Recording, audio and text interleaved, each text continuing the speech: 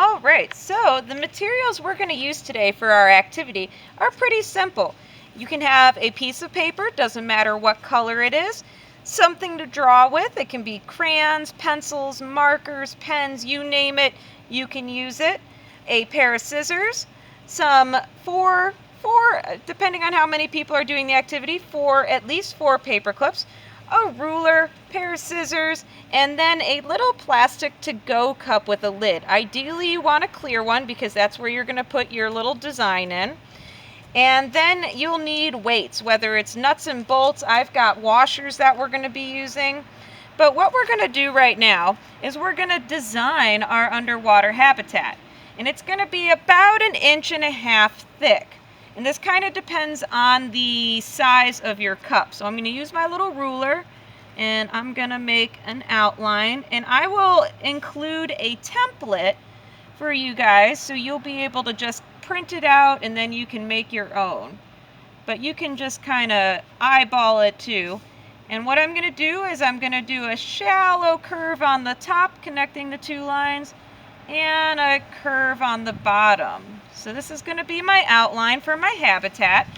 And now this is going to be the top side. So this is the above part, this will be the bottom. So if you're drawing things like little portholes for your underwater habitat, you can make them like that. Maybe you have a little person looking out, a stick figure. Or maybe there's a flower in there. Who knows? They could be doing experiments and want to draw flowers.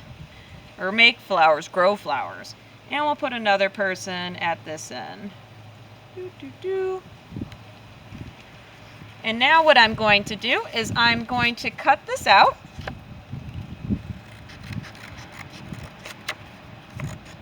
Cut, cut, cut, cut, cut, cut.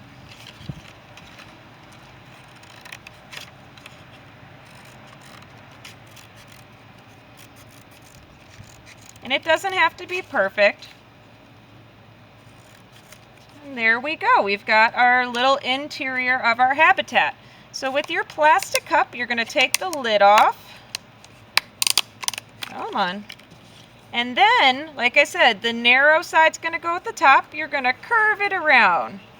And I'm going to pop that right in there. It doesn't fit exactly, but that's okay. And then we're going to put our little lid back on. Now, I already punched the holes in this lid, so that's why I'm having to line them up properly. But there we go. We've got our little people inside of our underwater habitat. So the next part that you're going to do is you're going to take a nail or a little thumbtack, and you are going to either press it in through the lid and the cup. I don't know if you can see that, how the little holes are there, and you're going to make 4 of them because this is where you're going to hang your paper clips from. So what you're going to do for each one, you're going to unbend it in half so it has a nice little S shape, and using the narrow side, you are going to put it through the holes you just made. Sometimes it's a little trickier than other times. Like I said, you got to make sure your little holes are lined up. And mine aren't right now. It's like a little puzzle too. There we go. Perfect. So now I'm going to push those through. And sometimes you might want to bend it a little bit close so the paper clip doesn't come off. And I did this to a couple more. And we'll do the other 2. Okay. There we go. One more. And they come out pretty easily, but that's okay. So now we have our little underwater habitat ready to see and test what kind of buoyancy we want it to control.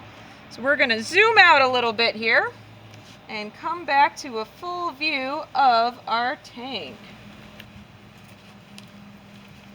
All right, guys, now that we have our underwater habitats made, we are ready to test how buoyant we want them to be within the bucket of water. So let's go and start with a negative buoyance, so something that's going to sink. And what I did is I already set up a underwater habitat, and I put a bunch of nuts and bolts on them, so it's nice and heavy. So hopefully this is going to sink. So I'm going to put it in, and it sunk right to the bottom. So that is negative buoyancy. It's not going anywhere. It's staying right there on the bottom.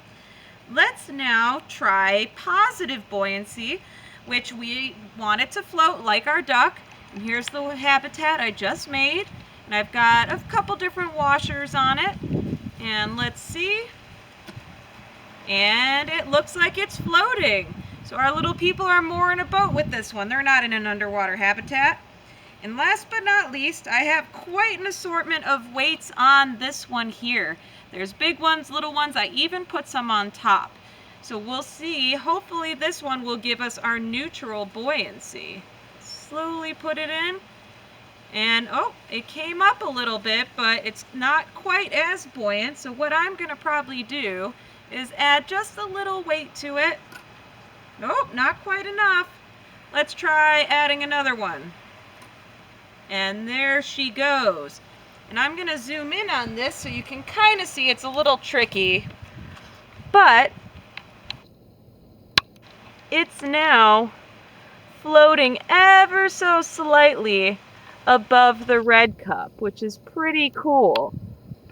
So this is a fun experiment to try at home. See, you can try it in the pool, and that actually will give you a much wider water space, so that'll affect how much weight actually you put on the cup and how well it floats or not. In a pool, actually, you might have to use something larger, like the weighted lead weights as well.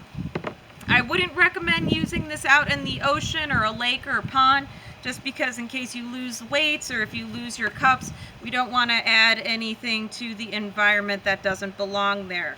I hope you guys enjoyed this activity. Like I said, I'll include instructions and a little template so you can cut your own little design out so you can put it inside your cups.